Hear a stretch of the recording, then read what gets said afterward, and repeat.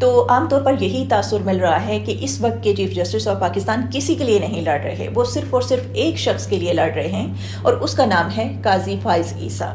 جس نے بھی قاضی فائز عیسیٰ کو پریشان کیا ہے وہ اس وقت چیف جسٹس آف پاکستان کے نشانے پر ہے۔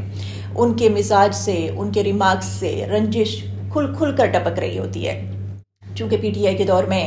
ان کے خلاف ریفرنس بھیجا گیا تھا، تو غالباً یہ وہی رنجش ہے، چونکہ وہ پی ٹی آئی کے وکلاء کو جس طرح سے لیتے ہیں،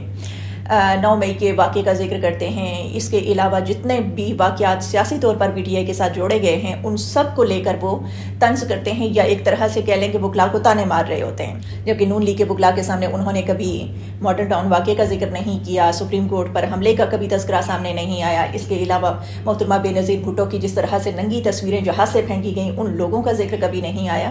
اس کے علاوہ جتنے بھی سیاسی طور پر واقعات جو ہیں نون لیگ کے ساتھ جوڑے گئے ہیں وہ کبھی بھی وہ ان کی طرف